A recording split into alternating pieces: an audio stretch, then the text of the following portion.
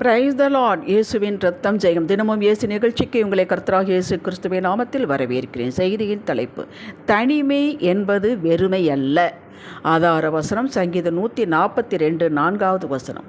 வலதுபுறமாய் கண்ணோக்கி பாரும், என்னை அறிவார் ஒருவரும் இல்லை. எனக்கு அடைக்கலம் இல்லாமற் போயிற்று, என் ஆத்துமாவை விசாரிப்பார் ஒருவரும் இல்லை. யோவான் 16ஆம் அதிகாரம் 32வது வசனம். இதோ நீங்கள் சிதறுண்டு அவனவன் தன் தன் இடத்திற்கு போய் என்னை தனியே விட்டுவிடும் காலம் வரும், அது இப்பொழுது வந்திருக்கிறது. ஆனாலும் நான் தனித்திரேன், பிதா என்னுடனே கூட இருக்கிறார் என்று இயேசு சொன்னார்.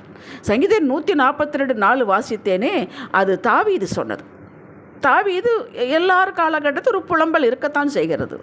ஆனால் யோவான் 16:32 இயேசு சொன்னது, என்னை தனியாக விட்டு விடுவீர்கள், ஆனால் நான் தனியாக இல்லை என்பது. கிறிஸ்துவுக்குள் அன்பானவர்களே, நேற்றைய செய்தியின் தொடர்ச்சியாகவே இன்றைய செய்தி இருக்கும். அதை தொடர்ந்து இணைத்து வாசித்து பாருங்கள், இணைத்து கேளுங்கள். குடும்பத்தில் எத்தனையோ பேர்கள் ஒன்றாக வாழ்ந்தாலும் கர்த்தர் நம்மை சில காலம் தனிமைப்பாட்டில் வைக்கிறார். தனிமையில் இருப்பது போல, தனித்து விடப்பட்டது போல, அல்லது நாமே பிரிந்து மனதளவில் தனிமையாக உணர்வது போல இருக்கிறோம். இது எல்லாருடைய வாழ்வில் உண்டு. எந்த வகையிலாவது இப்படிப்பட்ட உணர்வில் அனுபவத்தில் இருக்கும் விசுவாச அன்பர்களுக்கு ஆவியானவர் இன்றைக்கு சொல்லுவது, இந்த தனிமையை வெறுமையாக நினைத்து, ஒதுக்கப்பட்டதாக நினைத்து எத்தனையோ பேர்கள் உலகில் இருப்பவர்கள், அதுவும் செலிபிரிட்டிஸ், தங்களை மாய்த்து கொண்டவர்களும் உண்டு. நீங்கள் அப்படி நினைக்கக்கூடாது. நமக்கு ஆண்டவர் இருக்கிறார். எத்தனை சொத்து சுகம் இருந்தாலும், சரீரம் ஆரோக்கியமாக இருந்தாலும், நல்ல எனர்ஜியுள்ள வயது இருந்தாலும், இத்தனையும் ஒரே பொய்யை திரும்ப திரும்ப சொல்லி இப்படி இருப்பவர்களிடம் உனக்கு யாரும் இல்லை, நீ அனாதை, உன்னை கவனிப்பார் ஒருவரும் இல்லை, உன்னை மதிப்பார் ஒருவரும் இல்லை, நீ இவ்வளவு செய்தும் ஒரு நாய் கூட திரும்பி பார்ப்பதில்லை, காக்க குஞ்சு உன்னை திரும்பி பார்ப்பது, இந்த பொய்யை சொல்லி சொல்லி சொல்லி அதையே நம்ப வைத்து அவர்களாகவே தங்களது முடிவை எடுக்க வைத்து பின் அதை பார்த்து கொக்கரித்த சாத்தான் இந்த தந்திரத்தை ஆவிக்குரிய பிள்ளைகள் வாழ்விலும் நுழைக்க பார்க்கிறான். ஆம், அவன் அழிக்கவே வந்தவன். யோவான் 10:10. அந்த தந்திரத்தை அறியாதவர்கள் நாம் அல்லவே. இங்கேயும் அதே பொய்யை கலராக காட்டுவான். நமக்கு தேவ மக்களுக்கு தனிமை உணர்வு வரலாம், ஆனால் நாம் தனித்து விடப்பட்டவர்கள் அல்ல என்பது சத்தியம். சங்கீதங்களில் தாவீது இப்படி தன்னை பற்றியும் தன் தனிமையை பற்றியும் சொன்னவன் வேதனைப்பட்ட இடங்கள் காலங்கள் உண்டு. அவன் மனிதன் தானே, ஆனாலும் உடனே தன்னை கர்த்தருக்குள் தேற்றிக் கொண்டான், சுதாரித்து கொண்டான். 1 சாமுவேல் 30ஆம் அதிகாரம் 8வது வசனத்தை வாசித்து சுருக்கத்தை சொல்லுகிறேன். தாவீதும் அவனோடு 600 பேர்களும் இருக்கிறார்கள். பெலிஸ்தீர் நாட்டிலே சிக்லாக என்ற இடத்தில் அந்த எதிரி நாடு அவங்களுக்கு ஒரு இடத்தை கொடுத்தான். இதில் 600 பேர் குடும்பங்களும் தாவீதின் குடும்பமும் இருக்கிறது. இந்த 600 பேரும் தாவீது வெளியே சென்று திரும்பி வரும்போது ஒரு காக்கா கொஞ்சம் கூட இல்லை. அவ்வளவு எதிரி வந்து அடித்து கொண்டு போய்விட்டார். ஒருத்தரும் இல்லை. அந்த இடத்தில் ஊர் இருந்ததாக ஒரு அடையாளம் கூட இல்லை. எல்லாரும் இன்னாரவர்களும் தாவீதை போற்றினவர்கள். இப்படி ஒன்றுமில்லாமல் நஷ்டம் வந்த உடனே 600 பேரும் இவனை கொல்லுவதற்கு கல்லை எடுத்தார்கள். கேட்டீர்களா? இப்படித்தான் உலகம். இதுதான் குடும்பம், இதுதான் உறவு. அதை ஏற்றுக்கொள்ள வேண்டும். உடனே தாவீது தன்னுடைய பலன் தீர மட்டும் அழுதான், இல்லை என்று இல்லை. உடனே தன்னை கர்த்தருக்குள் திடப்படுத்தி கொண்டான். எப்படி திடப்படுத்தி கொண்டான்? கர்த்தருடைய சமூகத்தில் அமர்ந்தான். நான் இந்த தண்டை நான் தொடரலாமா, நான் பிடிப்பேனா என்று கேட்டான். நீங்கள் வாசித்து பாருங்கள். ஆண்டவர் சொன்னார், தொடர், எல்லாவற்றையும் மீட்டுக்கொள்வாய். நம்ம பிடிப்பேனா என்று தான் கேட்டான். நீ எல்லாவற்றையும் மீட்டுக்கொள்வாய் என்று சொன்னார். இந்த இடத்தில் தேவனுடைய கிருபை வேலை செய்து எப்படி அவன் தேவ சமூகத்தில் இழுத்து வந்தது. அவன் தேவ சமூகத்தில் இழுத்து வரும் பொழுது அவன் அமர்ந்தான், பேசினான், கேட்டான், வெற்றி கொண்டான், சகலத்தையும் திருப்பிக் கொண்டான். கேட்டீர்களா? நஷ்டம் என்பது போல் கல்லெறிவார்கள், லாபம் என்றது போல தூக்கினவர்களை கீழே போடுவார்கள். இதையெல்லாம் சகஜம். குடும்பத்தில் சில காரியங்கள் வெற்றி பெற்றால் யார் இதற்கு காரணமாக இருந்தார்களோ அவர்களை போற்றுவார்கள், தூக்கி வைப்பார்கள். அதே குடும்பத்தில் சில காரியங்கள் தோல்வியில் நஷ்டத்தில் முடிந்தது என்றால் உங்களைத்தான் என்று தூக்கி வைத்தவர்கள் யோசிக்காமலேயே கீழே போடுவார்கள், பழி போடுவார்கள். இது உலகத்திலும் நடக்கிறது. விசுவாச குடும்பங்களில் வித்தியாசம் இல்லாமல் நடக்கிறது. இதை கண்டு துவண்டு போக்கக்கூடாது. இதுதான் உலகம், ஏற்றுக்கொள்ள வேண்டும். இங்கு தான் நாம் நின்று யோசிக்க வேண்டும். ஏசாயா 54ஆம் அதிகாரம் 10வது வசனம் சொல்லுவது போல, மலைகள் விலகினாலும் பர்வதங்கள் நிலை பெறுந்தால் என் கிருபை உன்னை விட்டு விலகுவதில்லை என்றார். கர்த்தர் உத்தரவாதம் கொடுத்திருக்கிறார். மலை போன்று இவர்களை நம்பியிருந்தேன், பர்வதங்கள் போன்று நம்பியிருந்தேன், இவர்களையே நம்பியிருந்தேன், நான் வேறு எந்த முயற்சியும் செய்யவில்லையே. என்று தனித்து விடப்பட்ட நிலையில் இருப்பவர்களே, இவர்கள் மலைகள் போல இருந்தவர்கள் இப்பொழுது ஒன்றும் அணியாக விலகி கொண்டார்களே, இல்லை என்று சொல்கிறார்களே, ஃபோன் எடுக்க மாட்டேங்கிறார்களே. தனித்து நிற்பது போல் இருக்கிறது என்றால் ஆண்டவர் உங்களை கைவிட மாட்டார். மனிதர்கள் உங்களை கைவிடுவார். இந்த மலைகள் பர்வதங்கள்லாம் உங்களை கைவிடும், ஃபோனை எடுக்காது, வீட்டை அடைத்துக் கொள்வார்கள். நீங்கள் வேண்டுமானால் எதிர்பார்க்காமல் இருந்திருக்கலாம். உங்களை தாயின் கருவிலே தமக்கென்று பிரித்து எடுத்தும் இதற்காகவே காத்திருந்தது போல உங்கள் அருகிலேயே நிற்கிறார். மகளே, மகனே, இந்த பர்வதங்கள் மலைகளெல்லாம் விலகும், அதை பற்றி நீ கவலைப்படாத, நான் இருக்கிறேன், என் கிருபை இருக்கிறது என்று சொல்லி அருகிலேயே உங்களுக்கு உதவி செய்வார். இதை நம்புங்கள். இயேசு சொன்னது போல நீங்கள் ஒரு நொடி பொழுது தனித்து விடப்பட்டவர்கள் அல்ல. பரலோகம் வேடிக்கை பார்க்காது. 1 ராஜாக்கள் எப்பொழுதுமே இந்த உதாரணம் உங்களுக்கு தெரியும். 19ஆம் அதிகாரத்தில் எலியா ஒரு எசபேலில் வார்த்தையை கேட்டு பயந்து கொண்டு போய் சூரச்செடியில் நான் சாகிறேன் என்று படுத்து கொண்டான். அவன் யார்? 18ஆம் அதிகாரத்தில் அக்கினியை வரவழைத்து பெரிய தீர்க்கதரிசி. ஆண்டவர் விட்டு விட்டாரா? தேடி போய் சாப்பிட வைத்தார். சாப்பாடு கொடுப்பது வேறு, சாப்பிட வைப்பது வேறு. அது உங்களுக்கு தெரியும். தேவதூதனை கொண்டு அப்பமும் தண்ணீரும் 2 முறை கொடுத்து அவனை பலப்படுத்தினார். விட்டு விட்டாரா? ஆதியாகமம் 21ஆம் அதிகாரத்தில் ஆகார் ஆபிரகாமுக்கு இஸ்மவேலை பெற்றெடுத்தான். 14 வருடங்கள் அவனோடு இருந்ததுக்கு என்ன மிச்சம் என்றால் ஒரு துருத்தி தண்ணீரை கொடுத்து அனுப்பிவிட்டான். அந்த துருத்தி தண்ணீரையும் பிள்ளையும் கைப்பிடித்து வருகிறார். தண்ணீர் தீர்ந்து விட்டது. அந்த வனாந்தரத்திலே அழுகிறாள். ஆகார் யார்? இஸ்ரவேல் பிள்ளையா? உடன்படிக்கையின் பிள்ளையா?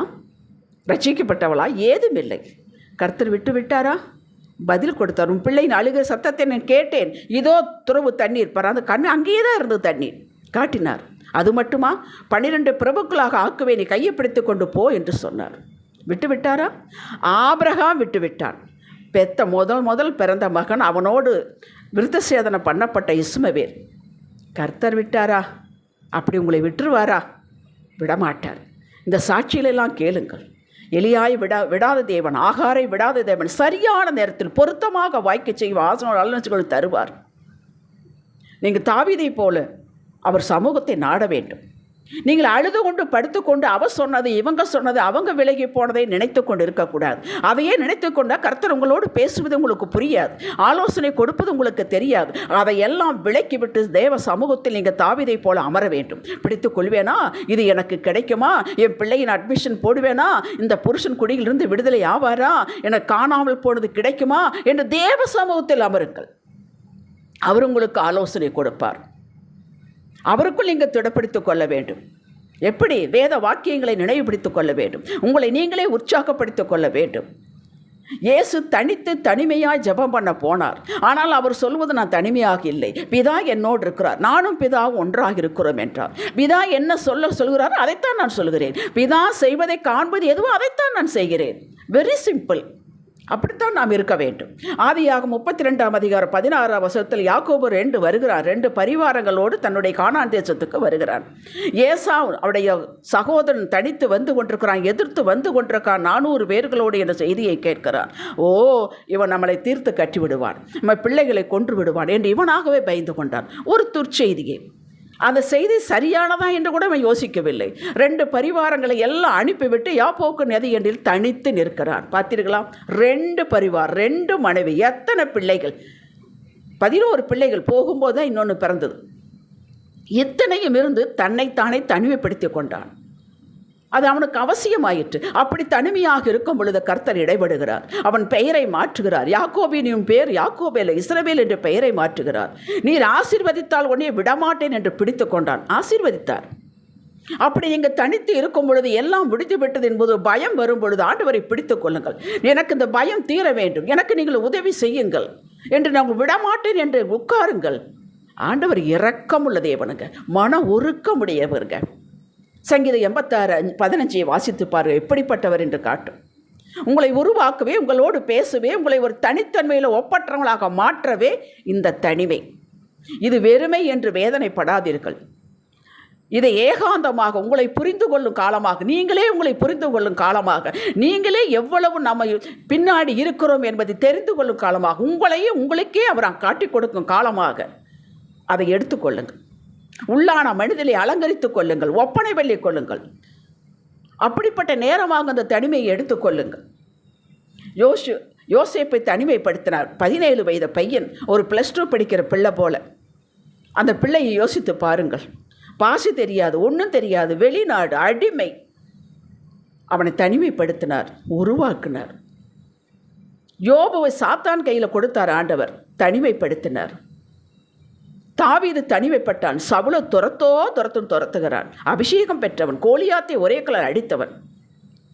இயேசுவை தனிமைப்படுத்தினார். இவர்களெல்லாம் நீங்கள் யோசித்து பாருங்கள், இவர்கள் எப்படி தங்கள் தனிமையிலிருந்து விடுபட்டார்கள் என்று.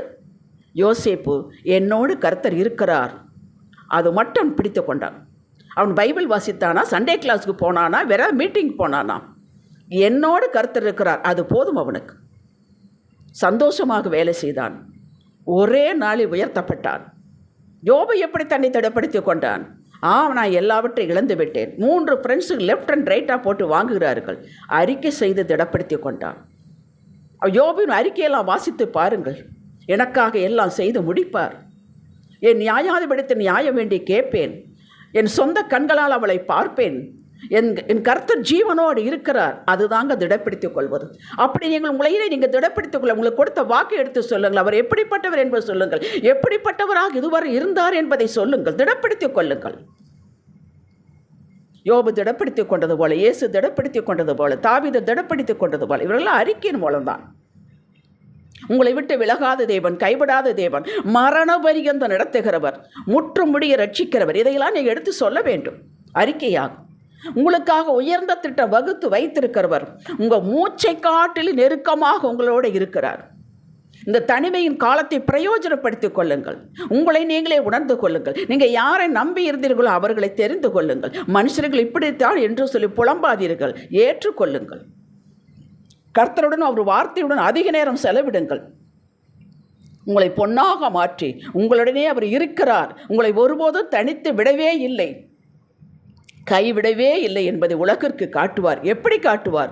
உயர்த்தி காட்டுவார். யோசேப்பை உயர்த்தி காட்டினார். யோபுவுக்கு இரட்டத்தனையாக ஆசீர்வாதம் கொடுத்து காட்டினார். தாவீதை ராஜாவாக வைத்து காட்டினார். இயேசுவை 3ஆம் நாளில் எழுப்பி சர்வத்தை அவர் கீழ் அடங்கும்படியாக கொடுத்தார். அப்படி உங்களுக்கு கொடுப்பார். அதற்காகத்தான் இத்தனை சாட்சிகளும். பயப்படாதீர்கள், ஜெபிக்கலாம். தகப்பனே, நான் பூமியிலேயும் பரத்திலேயும் தனியாக இருப்பதில்லை என்பதை கண்டேன். இந்த தனிமையான காலத்தில் மக்களை புரிந்து கொள்ளவும், என்னை நானே புரிந்து கொள்ளவும், திடப்படவும், ஜாக்கிரதைப்படுவோம். இந்த தனிமையை உங்களோடு இருந்து ஏகாந்தமாக்கிக் கொள்ளவும் கற்றுக்கொண்டேன். உங்களை முன் நிறுத்துவேன், உங்கள் வார்த்தையை தூக்கி பிடிப்பேன். அது உங்களுக்கு பிரியம், எனக்கும் பிரியம். என்னை உலகத்திற்கு நீங்கள் தூக்கி காண்பிக்கும் நேரம் வந்துவிட்டது என்று விசுவாச அறிக்கை செய்கிறேன். இயேசுவின் நாமத்தில் பிதாவே, ஆமேன்.